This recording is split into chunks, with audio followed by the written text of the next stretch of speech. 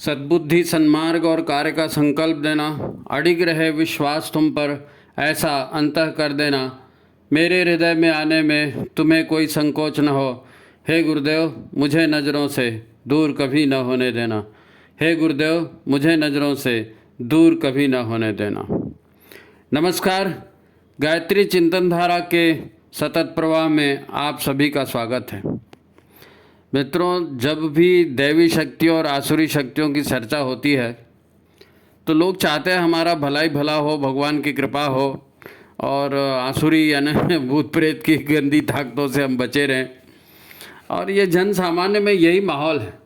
आपने ट्रकों के पीछे लिखा देखा होगा, जिस पर लिखा रहता है, बुरी नज़र वाले तेरा मुंह काला।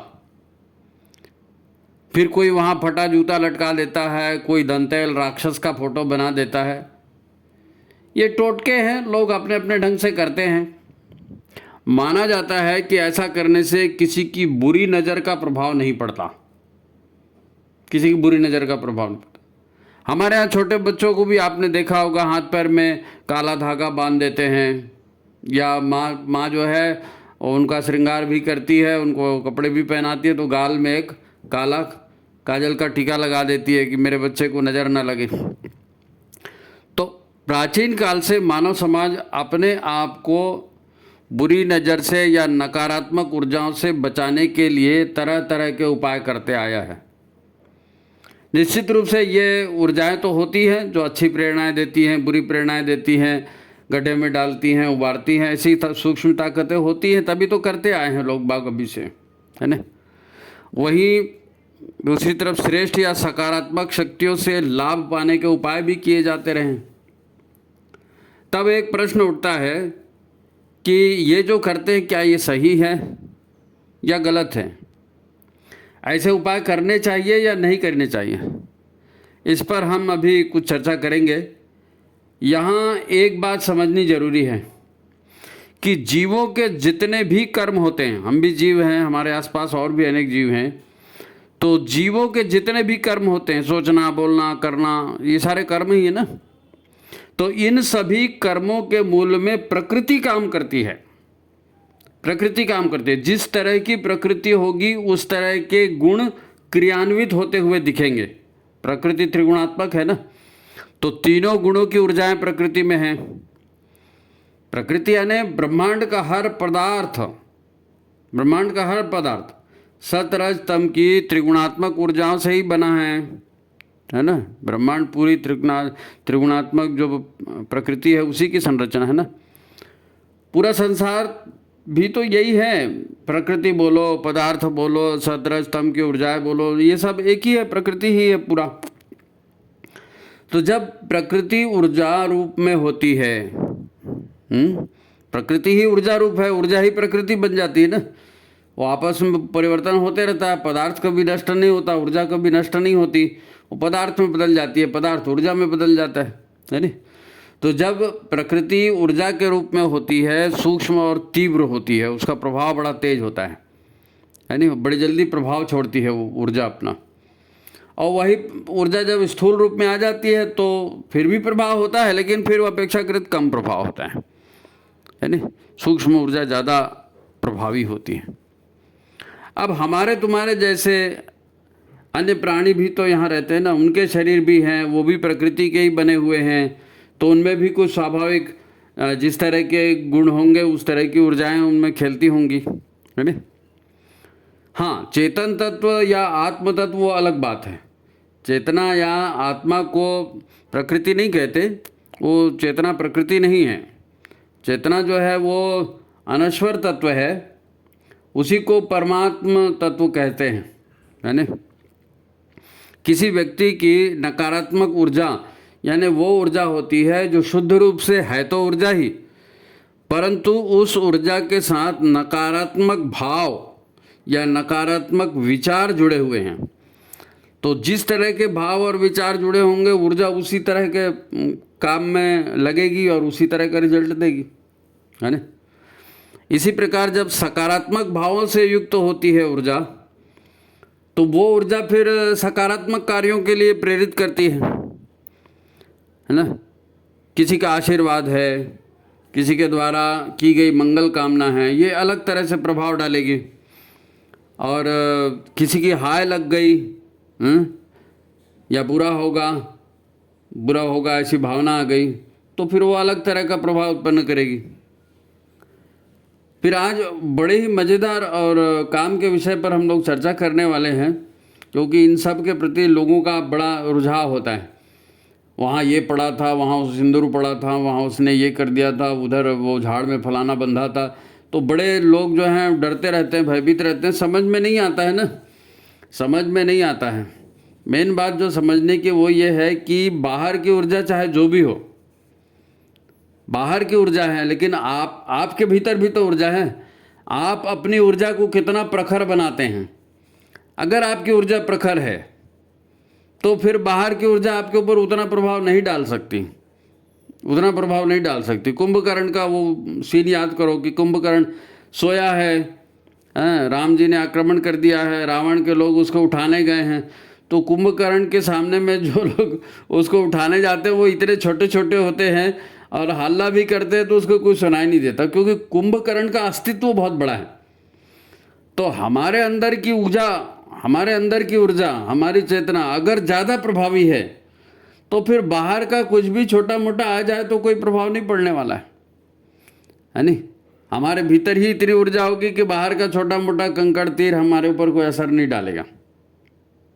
तो आज इस गंभीर विषय पर हम चिंतन करने वाले हैं। ध्यान से सुनिए, लाइक करिए, शेयर किए और कुछ न कुछ कमेंट ज़रूर करें, ताकि हमें भी पता चले कि आप सुन रहे हैं तो आपका मत क्या है नहीं। तो ठीक है, आज की इस बात को शुरू करते हैं कि आसुरी शक्तियों से बचाव के रास्ते क्या हैं। पहले भी आसुरी शक्तियाँ थी, आज भी हैं, आगे भी रहेंगी। अच्छी शक्तियाँ पहले भी थी, आज भी है, आगे भी रहेंगी। तो बुरी ताकतों से बचने के लिए हमारे पूर्वजों ने तब क्या उपाय किए थे और आज हमको क्या करना है, ये बड़ा महत्वपूर्ण विषय है। आज अपन इस पर चर्चा करेंगे। मित्रों, पूरा संसार ही ऊर्जा और चेतना से बनी एक जटिल संरचना है। तो पूरे संसार में क्या है, केवल ऊर्जा है और चेतना है ना। अब ऊर्जा अपने रूप बदलते रहती है ना। चेतना तो चेतना ही है, ऊर्जा के रूप बदलते रहते हैं काल समय परिस्थिति के हिसाब से, चिंतन भावना के हिसाब से, है ना। ऊर्जा क्योंकि सिर्फ शक्ति है ना, हर परिवर्तन के पीछे कारण शक्ति ही होती है, ऊर्जा ही होती है। ये शक्ति या ऊर्जा अपने आप में बुरी नहीं है, इसके साथ जो प्रकृति है, जो गुण इसके साथ जुड़ जाते हैं, जो भाव इसके साथ जुड़ जाते हैं, फिर ये ऊर्जा उसी तरह का काम करती है। सकारात्मक या नकारात्मक ऊर्जा हम इसी को कहते हैं ना। सकारात्मक भाव जुड़ गए तो सकारात्मक ऊर्जा, नकारात्मक भाव जुड़ गए तो नकारात्मक ऊर्जा। ऊर्जा तो हमारी वही है, काम करने की ताकत है ना। तो काम गुण करते हैं, है ना। ऊर्जा उसको संपन्न कराती है कार्य को, लेकिन काम की दिशा गुण तय करते हैं। ऊर्जा उनको सिर्फ शक्ति देती है। तो कोई पदार्थ का टुकड़ा है, कोई भूमि का टुकड़ा है, कोई जीव है, कोई प्राणी है, कोई पेड़ है, कोई नदी तालाब है, कोई शरीरी योनि का है या फिर अशरीरी योनि का है, भूत है, प्रेत है, पितर है, देवता है, इसमें से किसी भी रूप में हो सकता है। तो अच्छी या बुरी जो है ऊर्जाओं का प्रसारण यहाँ से हो सकता है ना। नदी, पहाड़, जमीन के टुकड़े, वहाँ से भी ऊर्जा का प्रसारण होता है ना। वहाँ भी ऊर्जाएं रची बसी होती हैं और व्यक्तियों में भी होती हैं, पशुओं में, पेड़ों में भी होती है। तो ये ऊर्जाएं जिस किसी भी ऑब्जेक्ट पर पड़ती हैं, ऊर्जा तो सभी से निकल रही है, प्रवाहित हो रही है ऊर्जा। तो ऊर्जा निकल के जिस ऑब्जेक्ट पर पड़ती है वहाँ उसको अनुकूल जो है गुणों का प्रभाव बढ़ जाता है ना। जिस तरह की ऊर्जा आएगी उस तरह के अनुकूल गुण वहाँ पर प्रभावी हो जाते हैं, है ना। जैसे जागृत देवस्थानों में जाएं, है ना, मंदिरों में जाएं तो वहाँ अलग तरह की ऊर्जा होती है। पर्वतों की गुफाओं में जहाँ साधक वर्षों से तप कर रहे हैं, या गौशाला में हम जाते हैं, यज्ञशाला में जाते हैं, तो वहाँ विशेष तरह की सात्विक ऊर्जा घनीभूत होती है।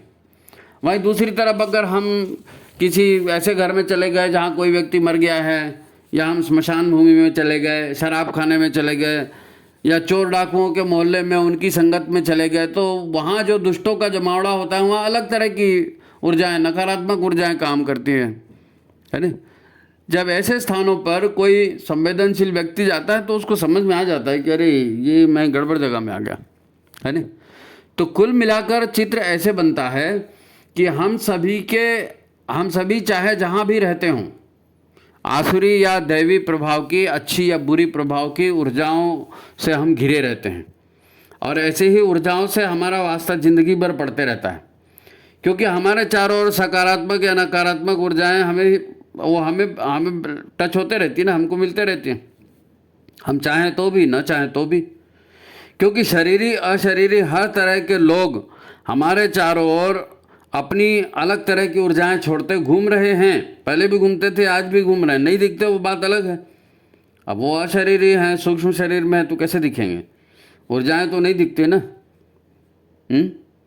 इन ऊर्जाओं की तीव्रता कभी कम हो सकती है, कभी ज़्यादा हो सकती है ना। इनका प्रभाव क्षेत्र भी हमारे शरीर के अलग अलग अंगों पर अलग अलग तरह का भी पड़ सकता है। कई ऊर्जाएं होती हैं जो शरीर को, उसके अंगों को, यानी जैसे पेट है, सिर है, त्वचा है, इसको प्रभावित करती हैं बहुत सी ऊर्जाएं। कुछ ऊर्जाएं ऐसी होती हैं जो शरीर को तो प्रभावित नहीं करती, लेकिन मन संस्थान को प्रभावित करती हैं। मन संस्थान को कुछ खास तरह की जो है विचार आएंगे, कुछ खास तरह के भाव आएंगे, है ना। वो ऊर्जा प्रभाव डाली तो आपके सोचने का तरीका बदल जाएगा, है नहीं, आपके मन की भावना अलग तरह की हो जाएगी, शंका पैदा हो जाएगी, या और कुछ दूसरे तरह के भाव आ जाएंगे। और ऊर्जा का तीसरा प्रभाव, ये ऊर्जा का अगर बड़ी तीव्र ऊर्जा रही और उसमें बहुत प्रखरता रही, तो फिर ये ऊर्जा जो है यह हमारे नाड़ी संस्थान को भी प्रभावित कर जाती है। 72,000 नाड़ी है ना शरीर में, तो इन 72,000 नाड़ियों को भी प्रभावित कर जाती है, चक्रों को भी प्रभावित कर जाती है। ये सबसे तेज आक्रमण होता है ऊर्जा का। तो ये सब प्रभाव उस तरह की ऊर्जा के स्रोत और अपनी ऊर्जा का लेवल, उसके ऊपर डिपेंड करता है कि क्या प्रभाव पड़ेगा, किस तरह का प्रभाव पड़ेगा, है ना। सीधी बात है भाई, शरीर है तो अन्नमय कोश है, मनोमय कोश है, प्राणमय कोश है, तो तीनों कोशों पर ये बाहर की ऊर्जाओं का प्रभाव भी अलग अलग पड़ेगा ना। शरीर के प्रभावित करने वाली बात अलग होगी, मन को प्रभावित करने वाले अलग भाग, ऊर्जा तंत्र को प्रभावित करना, है नहीं। तो फिर इनका मतलब क्या निकला? मतलब अच्छे से समझना होगा। जीवन केवल खाना पीना, पैसे कमाना, संपत्ति कमाना, घर परिवार, ये जैसी चीज़ें, ये इतना ही जीवन नहीं है। इसके अलावा भी कुछ ताकतें हैं जो जीवन को आबाद या बर्बाद कर सकती हैं। कुछ ऐसी भी ताकतें हैं जो इनके अलावा हैं, जो जीवन को आबाद या बर्बाद कर सकती हैं, सुखी या दुखी कर सकती हैं। परिस्थितियों को अनुकूल या प्रतिकूल बनाने का माध्यम भी ये ऊर्जाएं बन सकती हैं, और हमें पता भी नहीं चलेगा, ये चुपचाप काम कर जाएंगी। खेल खेल में खेल हो जाएगा। हमारे ऋषि जो हैं, हमारे पूर्वज जो हैं, जिन्होंने हमारे यानी संपूर्ण मानव समाज का हम थिंक टैंक कह सकते हैं, क्योंकि वो तो विरक्त थे, वो ऋषि थे, वनों में रहते थे, तप करते थे, और तप काहे के लिए करते थे? विश्व के कल्याण के लिए, सबका कल्याण हो जाए इसलिए तप करते थे। तो वो सोचते भी थे कि समाज में क्या बुरा चल रहा है, उसको कैसे ठीक किया जाए, है नहीं। तो हमारे जो ऋषि थे, उन्होंने मानव समाज का हम थिंक टैंक कह सकते हैं उनको, उनके सामने में ये समस्या थी कि ऊर्जाओं के इस प्रकार के जो व्यापार हैं, ऐसी ऊर्जाएं जो समाज में फैल रही हैं, इनसे आम जनता को कैसे बचाया जाए, आम जनता को इस ऊर्जा प्रवाह से लाभान्वित कैसे किया जाए। मतलब आम जनता का बुरा भी मत हो और अच्छा होते चले। तो ये कैसे होगा? ये ऋषियों ने सोचा, है ना, ताकि श्रेष्ठ ऊर्जाओं का लाभ मनुष्य को मिल सके और नकारात्मक ऊर्जाओं के प्रभाव से मनुष्य जब समाज को बचाया जा सके।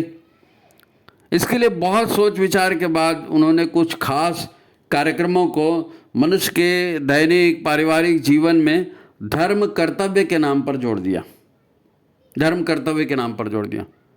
लोगों के हृदय में ऋषियों के बारे में और धर्म के बारे में काफ़ी श्रद्धा भाव था, तो लोगों ने भी विभिन्न देवी देवताओं की पूजा के नाम पर, उनके कार्यक्रमों के नाम पर, धार्मिक और संस्कार परंपरा के रूप में इन सारे कार्यक्रमों को अपना लिया।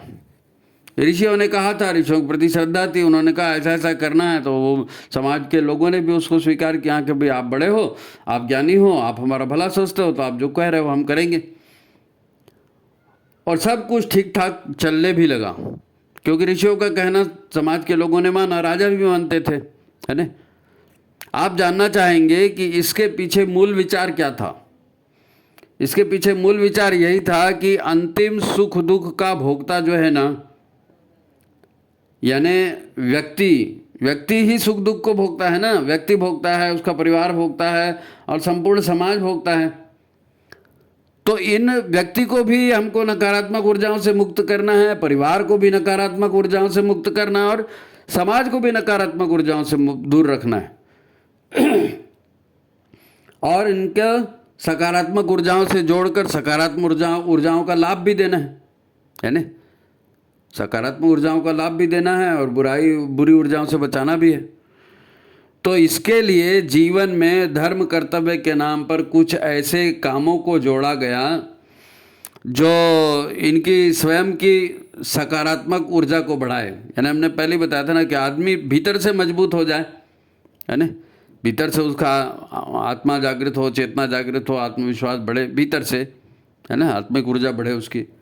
और इनको भीतर से इतना ऊर्जावान प्राणवान बना दिया जाए कि बाहर से कोई भी नकारात्मक ऊर्जा अगर आती है तो स्वयं जो है निष्प्रभावित रह जाए, उसका कोई प्रभाव व्यक्ति पर न हो, बल्कि वह व्यक्ति स्वयं भीतर से इतना ऊर्जावान बन जाए कि वो अन्य लोगों की भी मदद कर सके, है ना, अन्य लोगों की नकारात्मकता छुड़वा सके, ऐसा बन जाए व्यक्ति, भीतर से मजबूत हो जाए।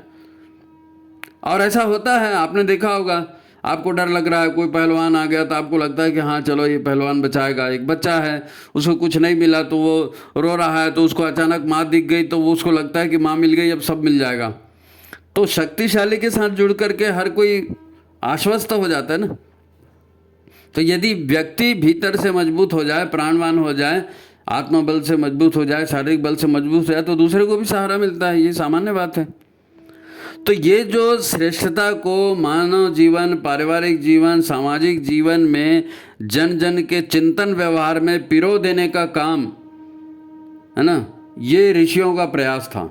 ये वास्तव में ये छोटा मोटा प्रयास नहीं है।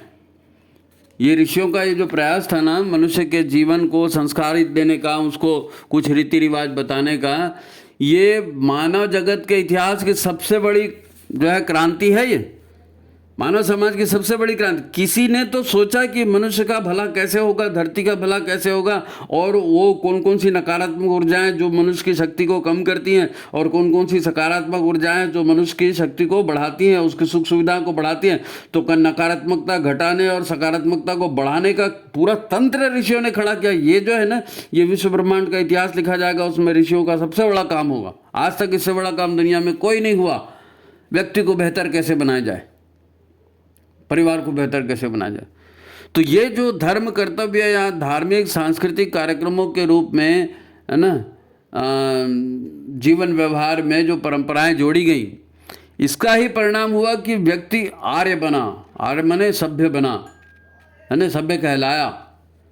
शरीर से, मानसिकता से, भावनात्मक धरातल पे और आध्यात्मिक धरातल पे, अभौतिक ऊर्जाओं के स्तर पर भारत के सभी स्त्री पुरुष, बच्चे, परिवार विश्व में अजेय बनकर उभरे। भारत विश्वगुरु बना, विश्व भर में भारतीय संस्कृति फैली। तो कैसे फैली? एक एक व्यक्ति, एक एक बच्चा उससे ओतप्रोत हुआ, ऊर्जावान बना, तब तो ये चीज़ सारी दुनिया में गई ना, ये मैसेज पूरी दुनिया में गया। तो ये प्रैक्टिकली सक्सेसफुल काम ऋषियों ने किया था कि ऊर्जा तो है, समाज में रहेंगी, तो आप अच्छी ऊर्जाओं को कैसे ज़्यादा से ज़्यादा अपने भीतर जोड़ें और बुरी ऊर्जाओं को कैसे ज़्यादा से ज़्यादा हटाने का प्रयास करें। ये तंत्र ऋषियों ने बनाया ना, इसीलिए तो भारत विश्व में अजय बनकर उभरा। आपने सुना होगा, इस विषय पर बहुत सारे शेर व शायरी भी हुई है। दो मैं शेर आपको सुनाता हूँ इसमें शेर भी सुन लिया करो कभी कभी, है नहीं। तो एक शेर है, यूनानो मिस्र और रूमा, यूनानो मिस्र और रूमा सब मिट गए जहाँ से, यूनानो मिस्र और रूमा सब मिट गए जहाँ से, अब तक मगर है बाकी नामो निशान हमारा। विश्व की सारी ये जो संस्कृतियां हैं ये कब की मर खप गई, लेकिन हमारी संस्कृति आज भी जीवंत जागृत है, तो कुछ तो खास बात होगी। इसी को अगले शेर में कहा है, कुछ बात है कि हस्ती मिटती नहीं हमारी, सदियों रहा है दुश्मन दौरे जमा हमारा। न जाने कितने घात प्रतिघात हुए, हूण आए, शक आए, मुगल आए, अंग्रेज आए, है ना, और भोगवादी सभ्यता आई, कितनी भी विपरीतताएं आती गई, लेकिन हम सुरक्षित रहे। हमारा समाज, हमारी भावना, हमारी विचारधारा और सबका कल्याण करने की भावना ये सुरक्षित रही। क्यों? ये सिर्फ इसलिए सुरक्षित रही कि हमारे ऋषियों ने ऐसा तंत्र बना दिया था कि बुरी ऊर्जाओं से, नकारात्मक ऊर्जाओं से व्यक्ति को, परिवार को, समाज को कैसे बचाना है, और सकारात्मक ऊर्जाओं से व्यक्ति को, परिवार को, समाज को कैसे जोड़ना है, और उनको धर्म में पिरो दिया, धर्म कर्तव्यों में पिरो दिया, और वो धर्म कर्तव्य हम करते हुए आए। टनों यज्ञोपवीत जलाए गए, हजारों मंदिर तोड़े गए, हजारों महिलाओं की इज्जत लूटी गई, नहीं मालूम क्या क्या कांड हमारे साथ हो गए, अभी भी हो रहे हैं। तो कौन बचा रहा है? वो संस्कार परंपरा, वो संस्कृति परंपरा वो बचा रही है जो हमारे भीतर नकारात्मक ऊर्जाएं नहीं पैदा होने देती, बलिदान के लिए प्रेरित करती है, संघर्ष के लिए प्रेरित करती है। जब ये संस्कृति देव संस्कृति भीतर में उतरती है तो फिर भगवान शिव ने क्या किया था? अमृत मंथन हुआ था, समुद्र मंथन हुआ था, उसमें जहर निकला, कोई नहीं पिया, लेकिन भगवान शिव सारा जहर पी गए। क्यों? विश्व के कल्याण के लिए, विश्व के कल्याण के लिए। सारा देश जल मर रहा था, भुन रहा था, पानी किसी को मिल नहीं रहा था, तो भगीरथ गए तप करने के लिए, स्वर्ग से गंगा को लेकर के। मेरे जीवन में क्या होने वाला है उसको उन्होंने नहीं देखा। उन्होंने ये देखा कि लोगों का भला होगा इसी में, कि चलो गंगा को स्वर्ग से यहाँ लाए। और भगीरथ का कोई नुकसान हुआ क्या? नहीं हुआ। शिव जी का कोई नुकसान हुआ क्या? नहीं हुआ। बल्कि उनकी ख्याति और बढ़ गई, उनकी ख्याति और बढ़ गई, समाज में उनका सम्मान और बढ़ गया, और आज उनका नाम लेकर लोगों को और सकारात्मक ऊर्जा मिलती है। तो मित्रों, लोग ये कहते हैं कि भारतीय संस्कृति, यहाँ की परिवार व्यवस्था श्रेष्ठ और सफल जीवन देने वाली है, परंतु इसका कारण क्या है? इसका कारण है वो रीति रिवाज, वो खान पान, वो पर्व परंपराएं, वो संस्कार परंपराएं, जिन्होंने मनुष्य जीवन को नकारात्मक ऊर्जाओं से बचाने का तरीका सिखाया और साथ ही सकारात्मक ऊर्जाओं को बढ़ाने का तरीका भी सिखाया, और इनको जीवन पद्धति के साथ जोड़ दिया। इन कार्यक्रमों और परंपराओं को हमारे दैनिक जीवन का हिस्सा बना दिया। इसीलिए इन कार्यक्रमों को ऋषि परंपराओं के नाम से भी जाना जाता है। ऋषियों ने ही राम, कृष्ण, परशुराम आदि देव पुरुषों का निर्माण किया। ऋषियों ने ही गुरु परंपरा चलाई। ऋषियों ने ही साधना की पद्धतियों को धर्म की परंपराओं के साथ जोड़ा, धर्म की परंपराओं के साथ जोड़ा, और लोगों को साधना के लिए प्रेरित किया, आत्म सुधार के लिए प्रेरित। आत्म सुधार और साधना ने क्या है? भीतर की नकारात्मकता हटाना और ब्रह्मांडीय ऊर्जाओं से जुड़ जाना, सकारात्मकता से जुड़ जाना। अपने आप को साधना मतलब यही तो हुआ ना, नकारात्मकता से हटा करके ब्रह्मांडीय जो चेतना धारा है उसके साथ जोड़ना। जाना तो तुम्हारी हो जाई, पारस परस कुधा तो सुहाई, कहते हैं ना। तो जो आदिशक्ति को जान लेता है, ब्रह्मांडीय ऊर्जा को समझ जाता है, उसके साथ तालमेल बना लेता है, तो वो स्वयं भी उतना प्रखर हो जाता है, स्वयं भी उतना प्रखर हो जाता है नहीं? तो ऋषियों ने ऐसे ही धर्म परंपराओं के साथ उसको जोड़ा। अब आपको समझ में आ रहा होगा कि साधना से सिद्धि की बातें क्यों की जाती हैं। क्योंकि साधना से आपने अलाइनमेंट बना लिया ब्रह्मांडीय ऊर्जा के साथ। दरअसल साधना का मतलब भी यही है कि अपने शरीर के सारे सिस्टम, हमारे विचार, हमारे भाव, हमारी मानसिक ऊर्जाओं के तंत्र सारे, हमारा नाड़ी संस्थान, हमारे चक्रों का पूरा तंत्र है ना, स्वतः ब्रह्मांडीय ऊर्जाओं से भी जुड़ा है ये तंत्र। तो इन सभी भीतरी बाहरी ऊर्जाओं को इस प्रकार व्यवस्थित किया जाए जो व्यक्ति के निजी और पारिवारिक जीवन से लेकर सामाजिक ब्रह्मांडीय व्यवस्था तक एक कल्याणकारी सिस्टम बन जाए, पूरा पूरा कल्याणकारी सिस्टम। हमारे लोगों ने किसी इंडिविजुअल, किसी एक को सुखी करने और दुखी करने की बात नहीं की है, हमने सारे सिस्टम को एक साथ ठीक करने की बात की, सारे सिस्टम को हमने एक साथ ठीक करने की बात की। हमें ऋषि जो हैं, उनके जो परिश्रम हैं, ऋषि की जो प्रज्ञा है, उनकी जो बुद्धि है, उनकी जो चेतना है, उसको बार बार नमन करना चाहिए। उन्होंने कितने सुंदर आदर्श रखे ऋषियों ने हमारे सामने में, करके दिखाया ना, करके दिखाया। नकारात्मक ऊर्जा और भावों को जीवन में कम करते हुए अन्य सकारात्मक ऊर्जा और सकारात्मक भावनाओं को बढ़ाने का संपूर्ण तंत्र ऋषियों ने विकसित कर दिया। ये भारतीय मतलब धरती के इतिहास की सबसे बड़ी कल्याणकारी योजना है, धरती के इतिहास की सबसे बड़ी कल्याणकारी योजना संस्कार परंपरा। केवल भारतवासियों के लिए नहीं, संपूर्ण मानव सभ्यता को उनकी ओर से दिया गया ये अनुपम अद्वितीय उपहार है संस्कार परंपरा। तो भगवान के लिए जरा 10 मिनट शांत बैठकर सोचकर देखो तो सही। मैं जानता हूं आपका समय बहुत कीमती है, लेकिन उसके बावजूद ये समझ में तभी आएगा जब आप शांत चित्त होकर बैठ करके सोचोगे कि हम किस परंपरा से हैं, कहाँ से हमारा जीवन आया है, कहाँ जाना है। केवल तात्कालिकता को मत देखो। किन किन ऊर्जाओं को उन्होंने इस सिस्टम से जोड़ा ऋषियों ने, किन किन ऊर्जाओं को जरा सोच कर देखो।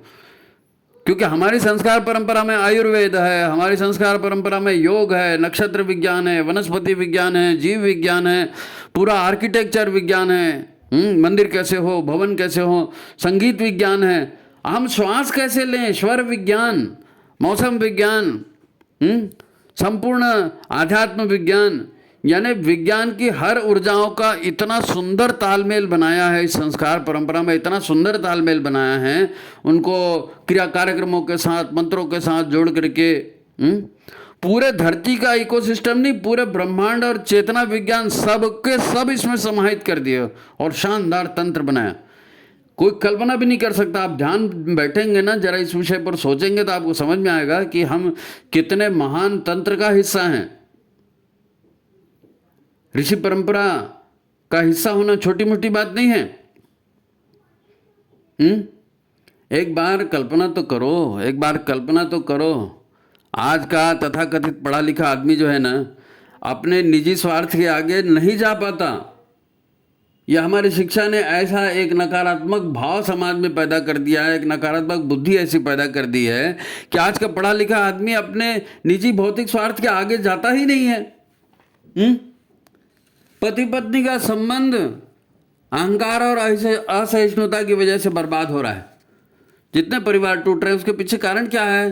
असहिष्णुता बढ़ गई है, सहनशीलता लोगों की खत्म हो गई है, अहंकार बढ़ चला। सोच कर तो देखें, स्वार्थ की, अहंकार की, असहिष्णुता की भावना कहाँ से आ रही है? ये नकारात्मक ताकतें हैं। इन्हीं को नकारात्मक ताकतें कहते हैं। खाली भूत पिशाच नहीं है नकारात्मक ताकतें, हमारे अंदर से भी नकारात्मकता आती है। तो ये असहिष्णुता कहाँ से आ रही है? क्या यह हमारे भीतर की नकारात्मक ऊर्जा नहीं है? सोच कर देखो ना। सूक्ष्म शक्तियों के विज्ञान को ऋषियों ने किस गहराई से देखा, किस गहराई से समझा, और सारी नकारात्मकता को हटाने के लिए कितने बेहतरीन तरीके से सारे ब्रह्मांड की शक्तियों को एक साथ जोड़ करके एकात्म संबंध, हम सब एक ही हैं, ये संबंध बताया। कण कण में भगवान है, और हम सब भगवान हैं, ये किसने दिया? ये सारे सिद्धांत तो व्यक्ति और ब्रह्मांड सब एक ही हैं। एकात्मता का संबंध ऋषियों ने स्थापित करके बता दिया। इसके बाद सफल कार्यक्रम बनाए और परिवार में चलाए, समाज में चलाए।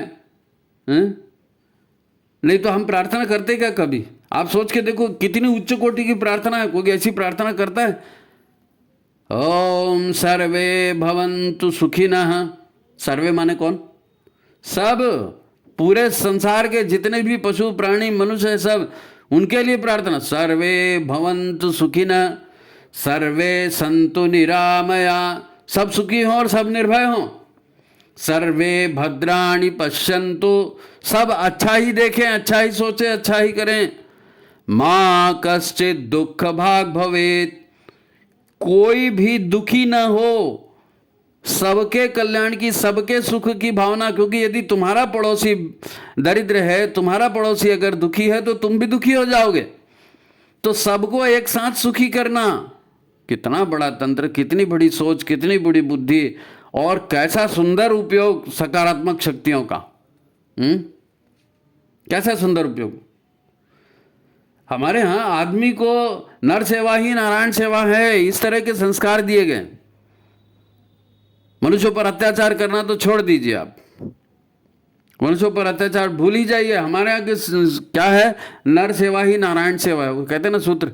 आप महाराष्ट्र में जाइए, वहाँ एक विठोबा का मंदिर है, विठोबा का मंदिर है। वो मंदिर क्या कहता है कि माँ बाप की सेवा ही संसार की सबसे बड़ी सेवा है, भगवान की सेवा है। और माँ बाप की सेवा में आप लगे हैं तो वहाँ पर भगवान भी आ गए, तो उनको ईंटा सरका के अलग कर दिया कि भैया यहाँ खड़े हो जाओ वेटिंग लिस्ट में। अभी हम माँ बाप की सेवा कर रहे हैं, भगवान फिर माँ बाप की सेवा हो जाए तो फिर आपको भी देखेंगे।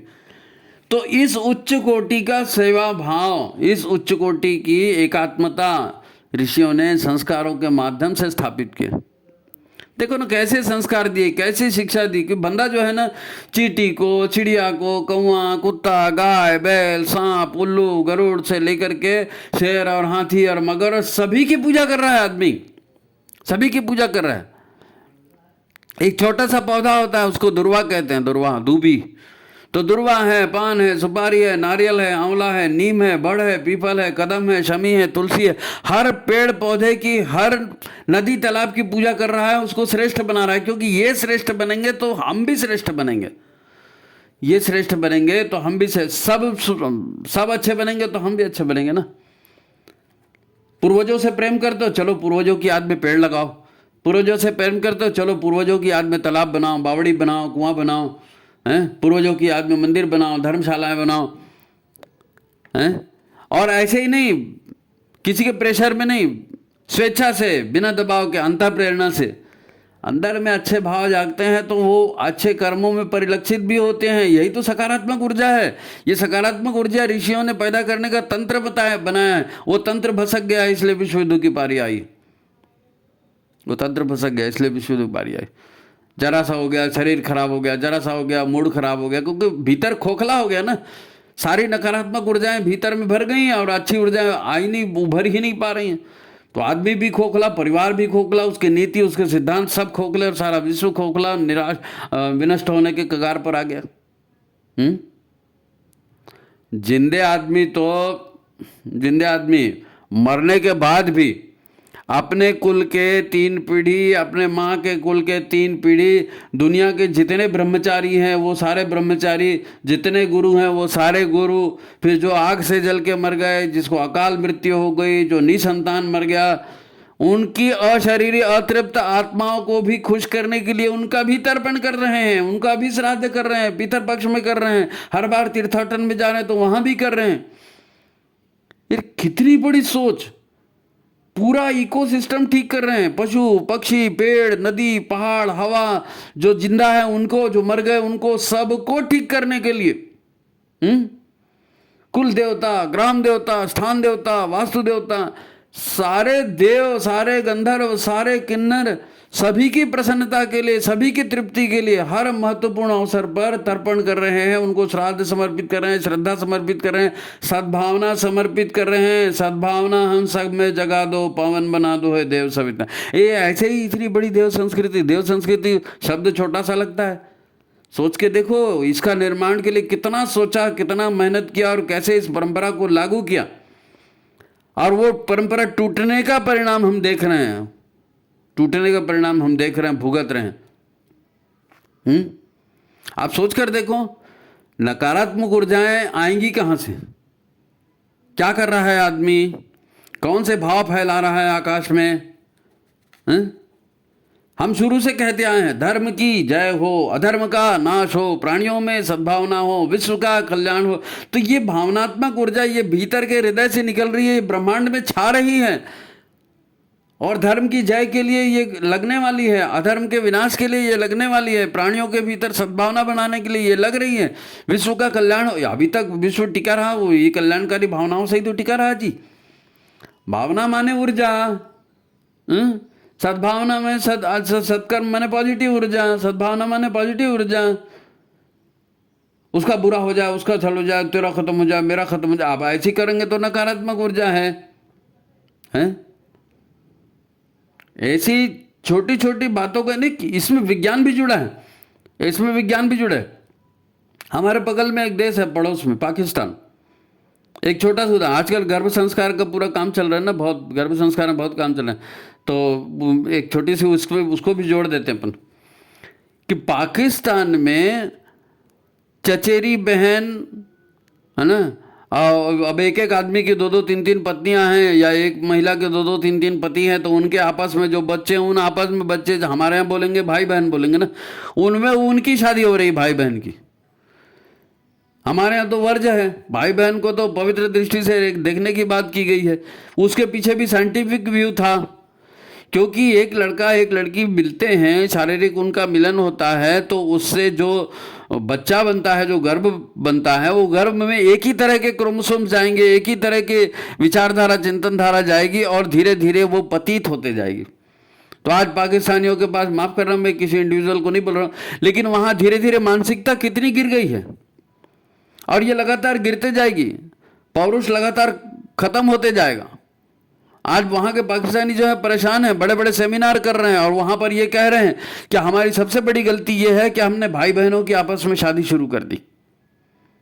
हमारे यहाँ परंपरा के रूप में ऋषियों ने इसको नकार दिया, शुरू से ही नकार दिया कि एक गोत्र में आप शादी नहीं कर सकते, एक गोत्र में आप शादी नहीं कर सकते, क्योंकि एक गोत्र मतलब एक परिवार की वो चैनल बनी हुई है, ऊर्जा का एक तंत्र बना हुआ है, एक ऊर्जा का सिस्टम है, तो आपको हमेशा नई ऊर्जा से जुड़ना पड़ेगा, तो तेजस्विता बनी रहेगी। कहाँ तक सोचा है, कहाँ तक सोचा। और ये सारी प्रैक्टिकल बातें, ये सारी प्रैक्टिकल बातें। ऐसी भावनाएं संसार में प्रसारित करना, अपना कर्तव्य मानकर श्रद्धा से उसको पूरा करना।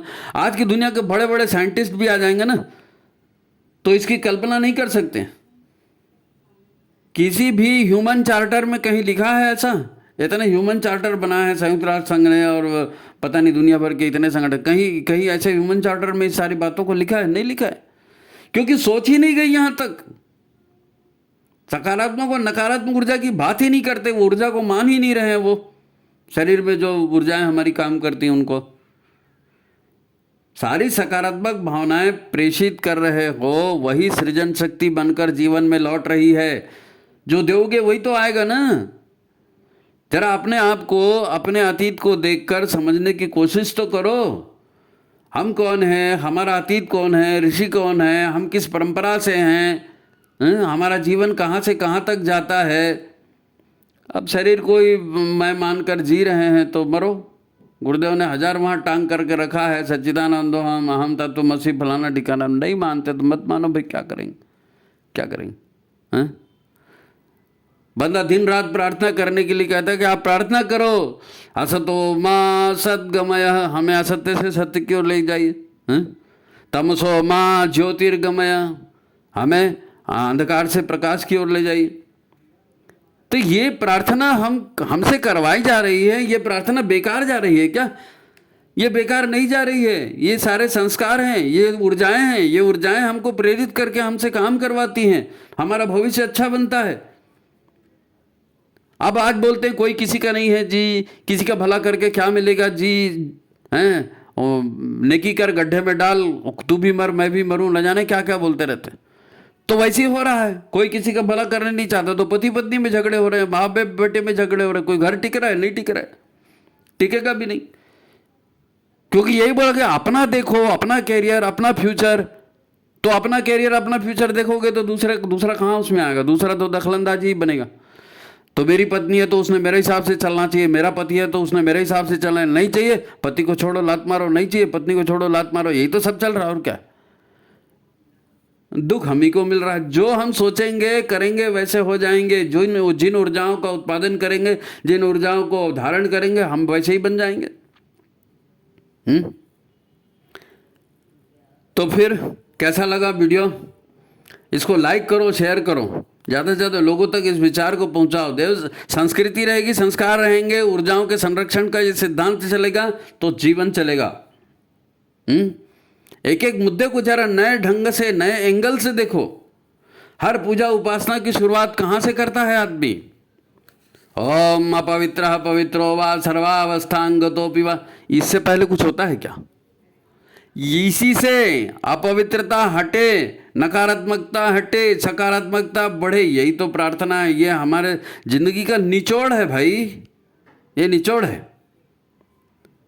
ये पहले होता था, यही आज की समस्याओं का समाधान है। आज भी हमको यही करना है, आज भी हमको यही करना है। पहले यही होता था, आज भी यही करना है। आप कहेंगे कि भैया आप व्यवहारिक उपाय बताओ, तो इससे ज़्यादा व्यवहारिक उपाय और क्या होगा? इससे ज़्यादा व्यवहारिक उपाय क्या होगा? उपाय तो यही है,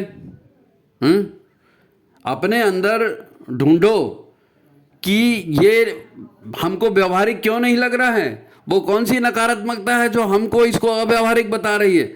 जब ऋषियों ने इसको व्यवहारिक बताया और हजारों साल तक ये परंपरा चली, तो हम कौन से मार तोपचंद हो गए? हम इसको बोलते हैं अव्यवहारिक है, ये नहीं हो पाएगा। तो ये जो ना जहाँ से आ रहा है ना, इस ना को ठीक करो। और इसी ना को ठीक करने के लिए गुरुदेव ने गायत्री का अवतरण कराया है। गायत्री का अवतरण ऐसे ही नहीं हो गया कि कोई आया बाबा जी और उसने मंत्र दे दिया, कान में फूंक दिया। उस प्राण स्वरूप, दुख नाशक, सुख स्वरूप श्रेष्ठ परमात्मा को हम अपने अंतःकरण में धारण करें और वो परमात्मा हमारी सारी नकारात्मकता को खत्म करे। वो परमात्मा हमारी बुद्धि को सन्मार्ग में प्रेरित करे। सकारात्मकता कैसे बढ़े, नकारात्मकता कैसे घटे, हे भगवान आप हमारे हृदय में बैठ के हमसे ये करवा लो। हमको ये प्रोग्राम अव्यावहारिक नहीं लगना चाहिए, इसके सिवा कोई समाधान नहीं है। यही तो गुरु का संदेश है। बाकी आपकी मर्जी। आज का चिंतन आपके सम्मुख रखा, उम्मीद है आपको अच्छा लगेगा। 4 बार देखिए, सुनिए, गंभीरता से लीजिए और इसको प्लीज़ भगवान के लिए अव्यवहारिक बात मत बोलिए। ये सारी व्यवहारिक बातें हैं, ऋषियों ने दी हैं, आज तक होती आई है, आगे भी हो सकती है। तो ठीक है, गुरुदेव माता जी के चरणों में नमन वंदन। सबका कल्याण हो। आप सभी को नमस्कार, प्रणाम।